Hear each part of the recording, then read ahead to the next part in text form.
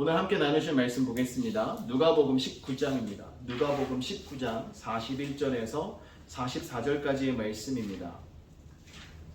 누가복음 19장 41절에서 44절까지 우리 함께 일어서서 한 절씩 교독하겠습니다.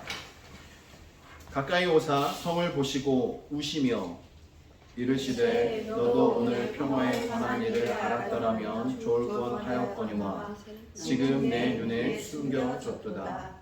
날이 이를지라 내 원수들이 토둔을 쌓고 너를 둘러 사면으로 가두고 또 너와 및 그 가운데 있는 내 자식들을 땅에 메어치며 돌 하나도 돌 위에 남기지 아니하리니 이는 내가 보살핌 받는 날을 알지 못함을 이남이니라 하시니라. 아멘. 자리에 앉아주시기 바랍니다. 네, 오늘은 종려주일입니다. 여러분, 종려주일은 어떤 날인지 잘 알고 계시죠? 예수님께서 예루살렘에 입성하시는 것을 이스라엘 백성들이 기쁜 마음으로 종려나무 가지를 흔들고 자신의 겉옷을 바닥에 깔아서 예수님이 타신 그 나귀가 밟고 지나갈 수 있도록 이렇게 예수님을 기쁜 마음으로 맞이했던 그 순간을 저희들이 기념하며 종려주일로 예배를 합니다. 여러분 생각해 보십시오. 얼마나 많은 사람들이 그 성문을 중심으로 양옆으로 줄지어 서서 예수님을 환영하며 소리 지르며 얼마나 기대하며 흥분된 모습으로 맞이했겠습니까? 정말 너무나 감격한 모습으로 사람들이 열렬히 환영했을 거예요. 요즘은 그렇지 않지만 예전에 한국 같은 경우는요, 올림픽에서 메달을 따거나 국제대회에서 좋은 성적을 거두면 무엇을 했는지 아십니까? 네, 퍼레이드를 했습니다. 그래서 차에 메달리스트들을 딱 태우고 여기 황화를 딱 씌운 다음에 지나가면 온 국민들이 아주 그냥 열렬히 국기도 흔들고 손도 흔들면서 그들을 환영하는 모습을 보았을 겁니다. 그때 국민들의 마음은 어떻습니까? 정말 너무나 감격한 모습으로 맞이하지 않습니까? 그때 당시에 한국이 국제적인 위상이 그렇게 높지 않았었기 때문에요. 그런 국제대회에서의 그 우승, 이것은 정말 국민들로 하여금 우리나라를 세계에 알리는 국위선양이라고 말했습니다.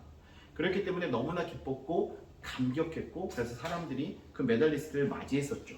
아마 예수님이 입성하시는 예루살렘 성 그 현장은요, 그 감격과 그 기쁨보다도 훨씬 더 큰 감격과 기대가 있었을 것입니다. 왜 그랬을까요? 이스라엘 백성들이 기대하고 있는 부분이 있었기 때문에 그렇습니다.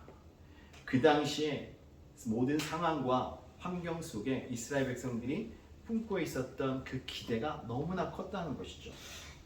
근데 오늘 읽었던 이 본문 말씀의 내용을 보면요, 이러한 기쁜 순간, 예루살렘에 예수님이 들어가시는 그 순간 예수님께서 다른 모습을 보여주고 있습니다. 사람들의 반응과 다른.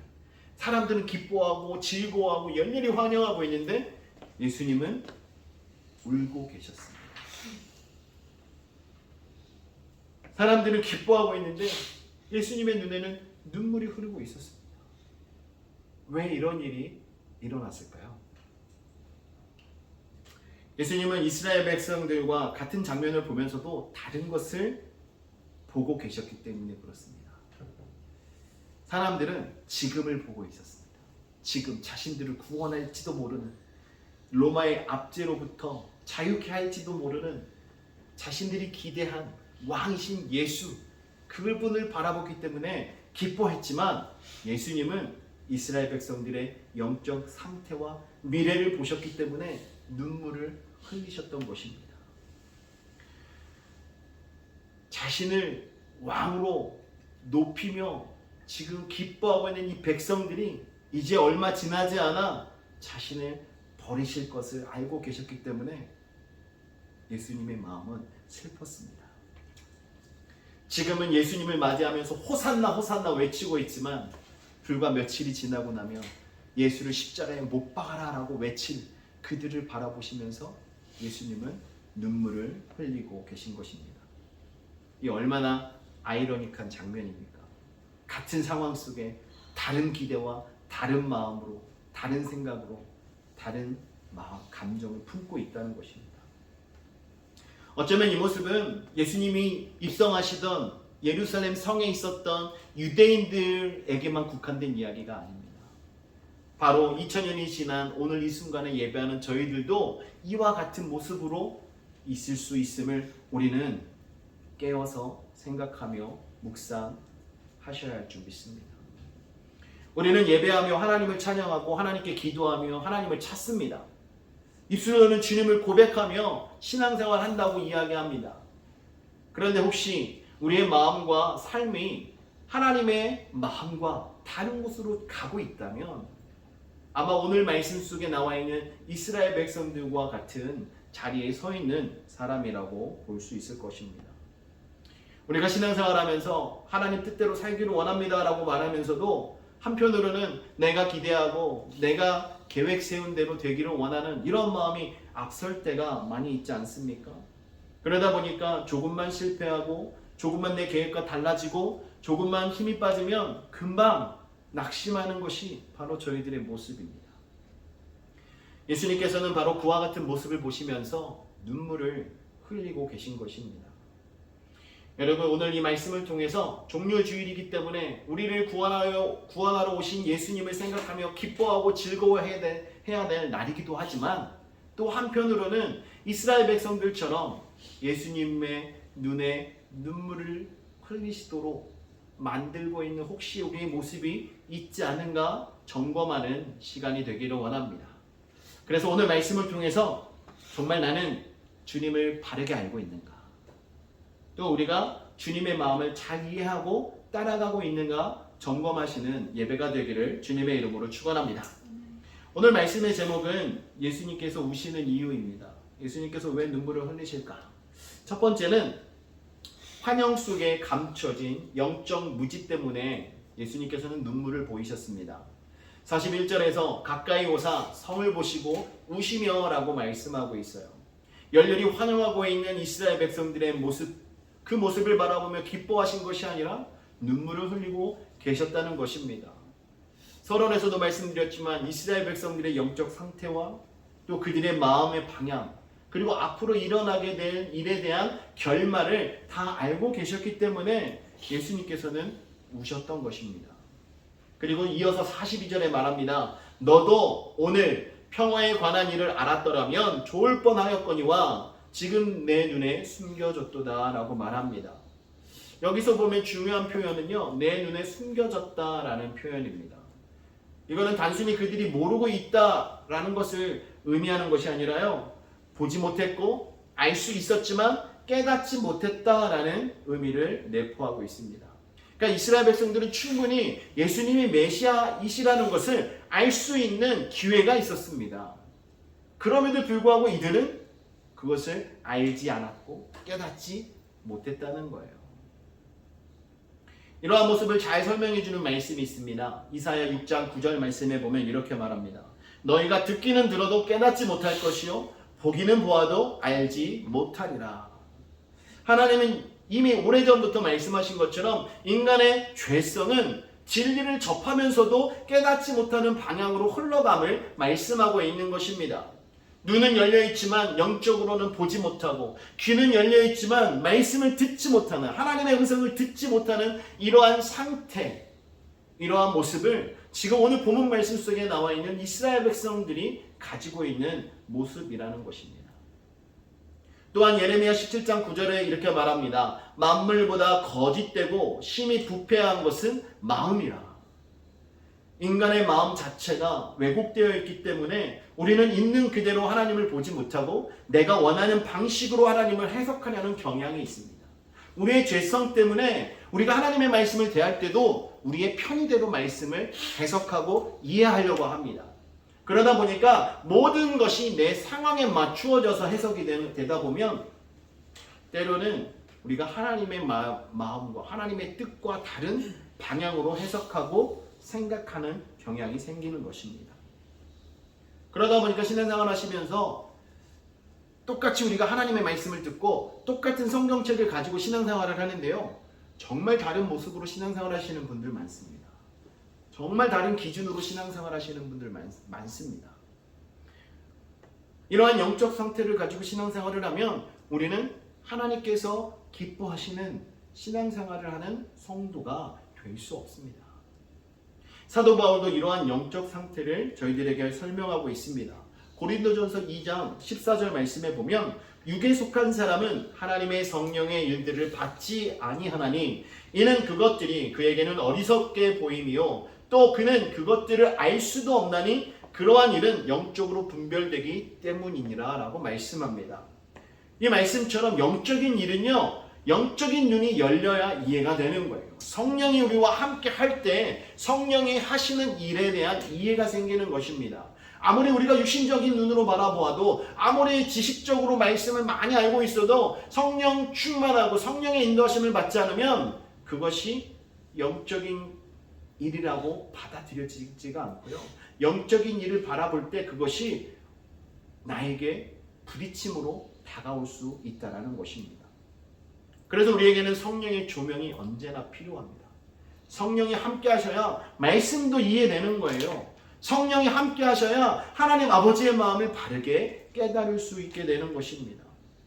이스라엘 백성들은 결국 예루살렘에서 참된 메시아를 바라보면서도 그가 자신들이 기다리던 그렇게 고대하던 메시아라는 것을 깨닫지 못했고 자신들을 구원할 구원자이심을 알지 못한 모습으로 지금 저희들 앞에 서 있는 것입니다. 단지 그들은 예수님이 자신들의 정치적인 문제를 해결해 줄 왕으로만 여겼습니다. 그 결과 그들은 예수님을 진짜 놓치고 맙니다. 이것이 바로 영적 무지의 모습입니다. 여러분, 영적 무지가 무서운 이유는요, 단순히 모르는 것이 아니라 잘못 알고 있으면서도 그것을 깨닫지 못하는 상태로 있다는 것입니다. 더 나아가 하나님을 믿는다고 하면서도 실제로는 자기 생각 속에 만든 하나님을 믿고 있는 상태로 있을 수 있기 때문에 이 영적 무지는 너무나 무서운 것입니다.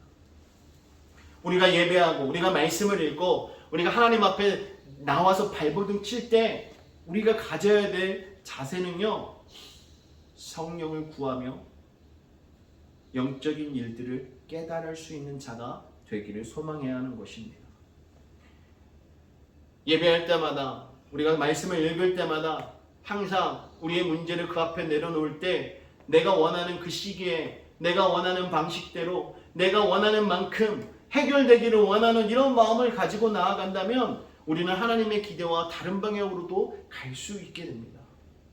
그렇기 때문에 우리는요, 우리의 삶 속에서 일어나는 일들을 바라보면서 왜 나에게 지금 이런 일들이 생기지? 왜 내가 이것을 뛰어넘지 못하고 있지? 왜 내 기대대로 이렇게 해결되지 않지라고 고민하기보다는 우리가 하나님 앞에 하나님께서 나에게 지금 무엇을 요구하시는 것일까?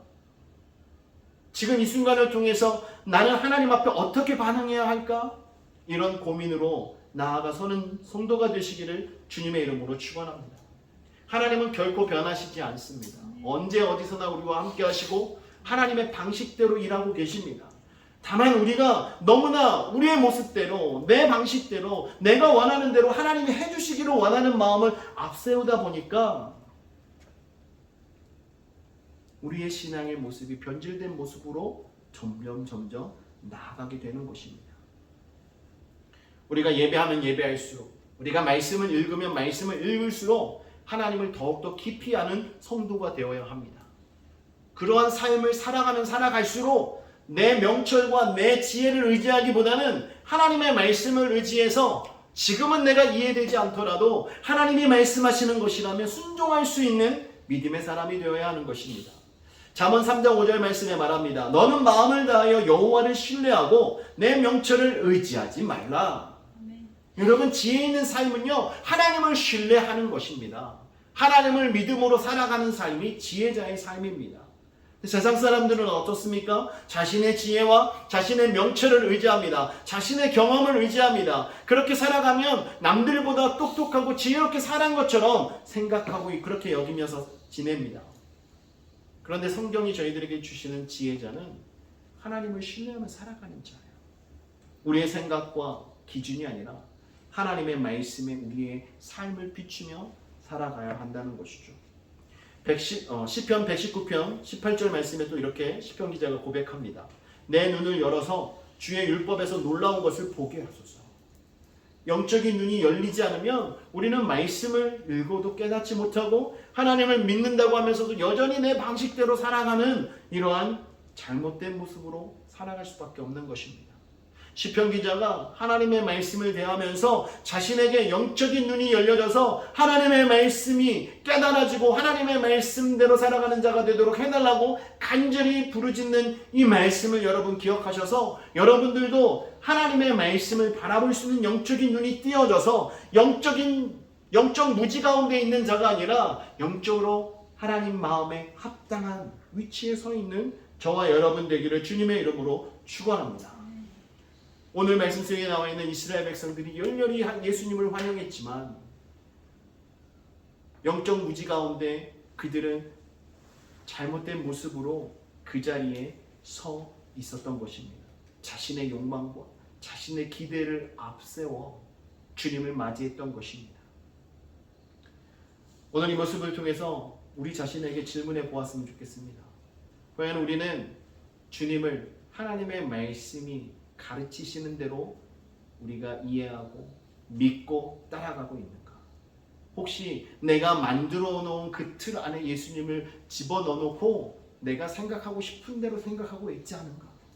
우리는 끊임없이 점검하는 신앙이 되어야 합니다.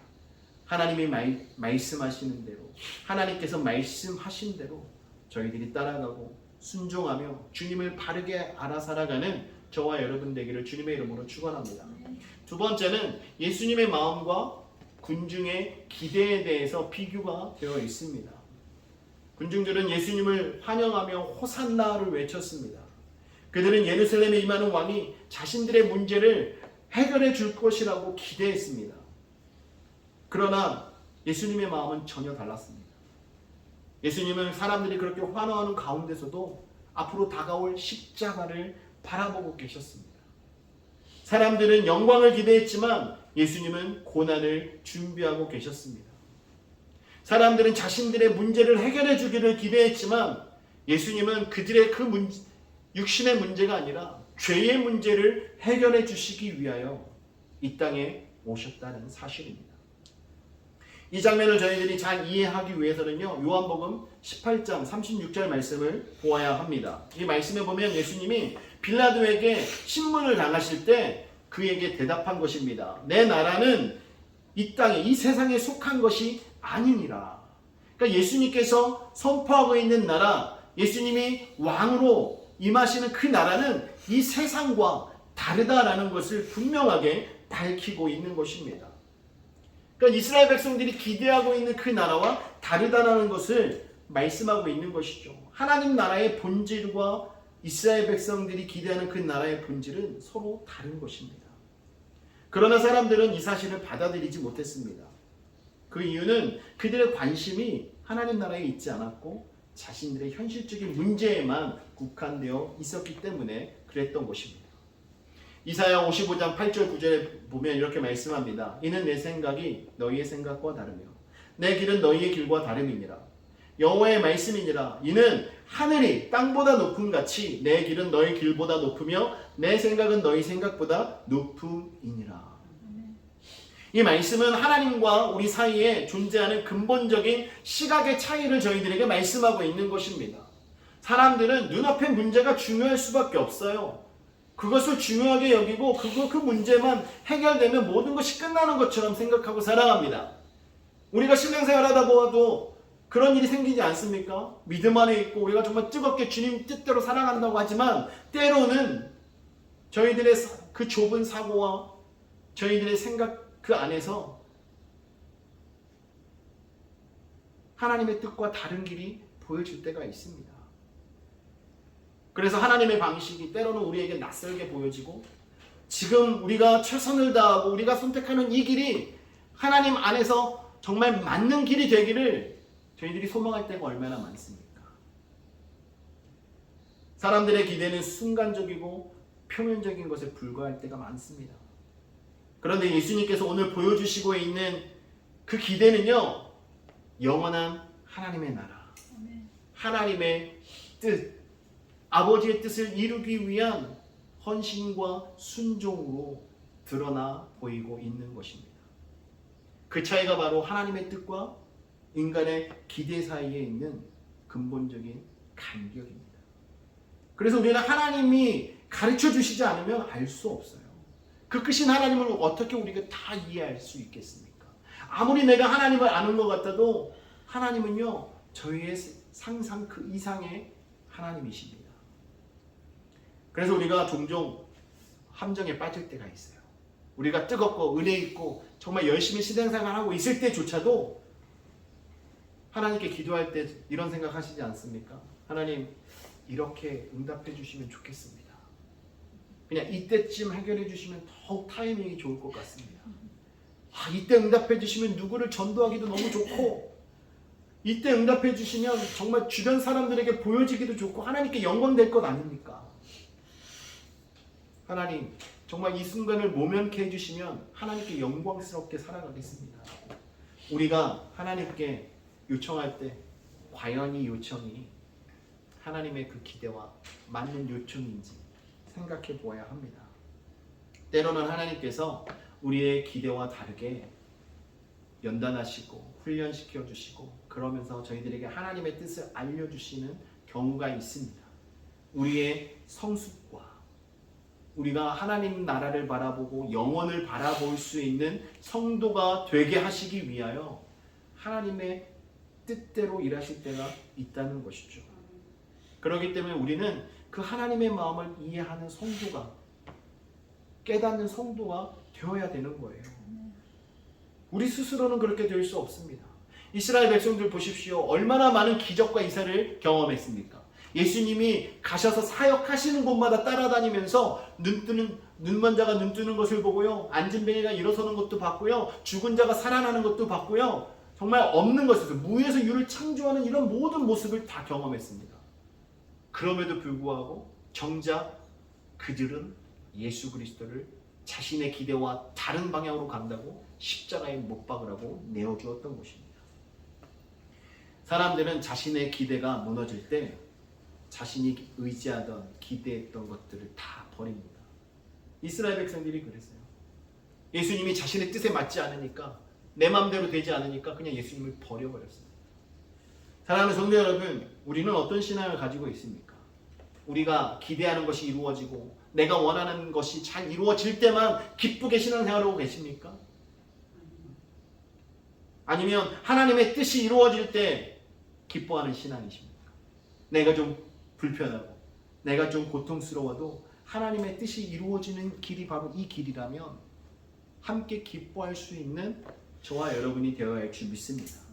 참된 신앙은 내 기대를 하나님께 맞추는 것이 아니라 내 삶을 하나님의 뜻에 맞추는 것입니다. 여러분, 하나님의 뜻에 여러분의 삶을 맞추는 성도가 되어야 합니다. 그러므로 우리의 시선을 바꿔야 합니다. 눈앞의 문제와 상황이 아니라 하나님의 계획을 바라보고 힘을 내어 달려가는 성도가 되기를 원합니다. 내 뜻대로 되지 않았다고 예수를 버리고 떠나면 안 돼요. 이스라엘 백성들이 저질렀던 잘못이 바로 그것입니다.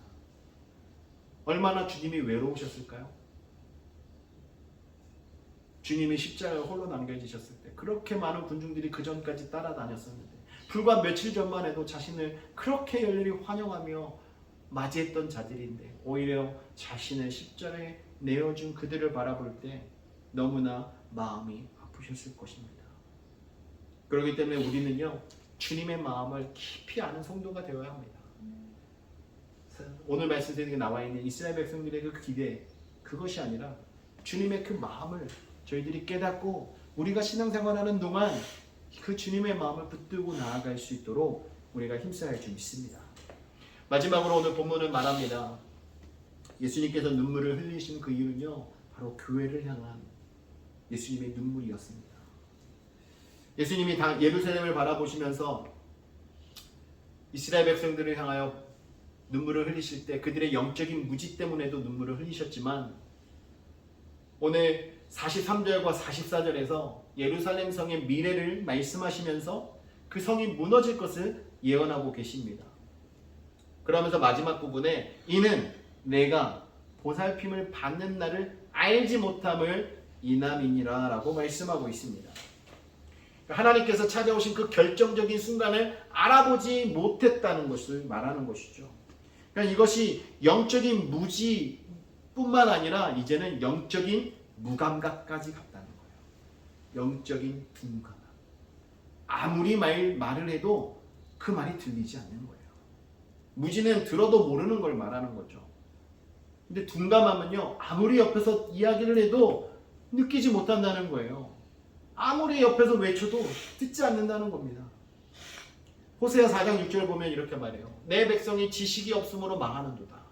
여기서 말하는 지식은 하나님을 아는 지식, 그냥 지식 학문적으로 아는 것을 말하는 것이 아니라요, 정말 하나님과의 친밀한 관계로서 인식하는 것을 말합니다. 그러니까 하나님을 깊이 경험하는 거죠. 이스라엘 백성들에게 그런 일이 있지 않았기 때문에 결국 무너지게 되었던 거예요.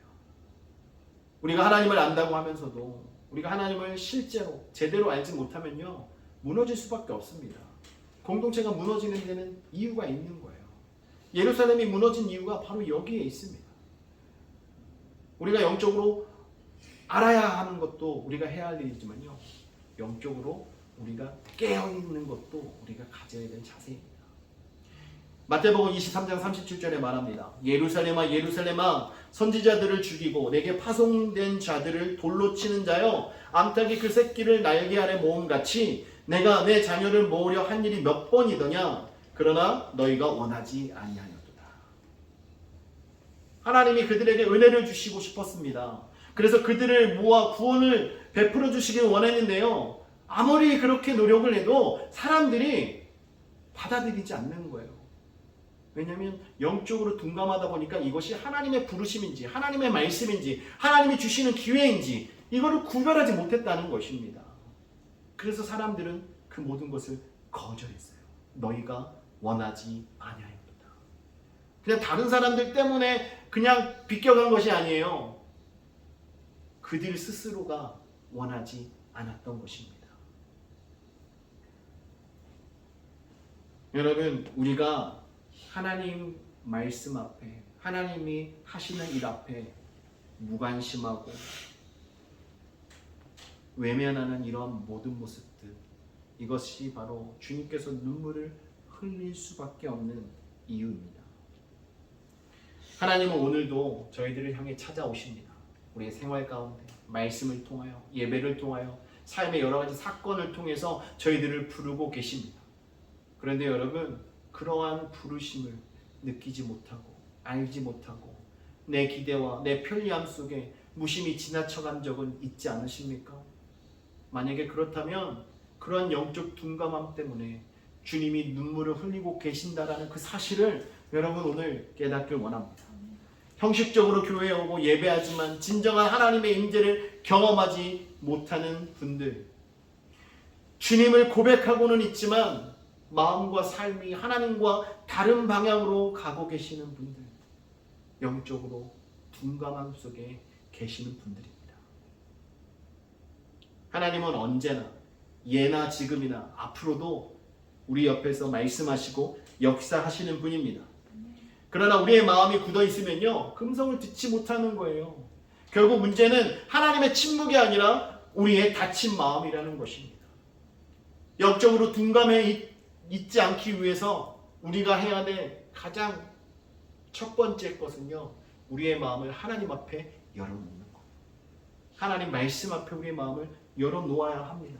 그래야 하나님의 말씀이 들려지고 하나님의 말씀에 열매가 있고 하나님의 임재를 경험하는 성도가 되는 것입니다. 오늘날 많은 교회들이 위기 가운데 있는데 왜 그 위기 가운데 있겠습니까? 영적으로 침체되어 있고 영적으로 둔감해 있고 하나님의 말씀이 선포되어도 하나님의 말씀으로 받아들이지 않고 오히려 내 생활의 문제, 내 삶의 문제를 해결하기 위한 방책으로만 생각하고 있기 때문에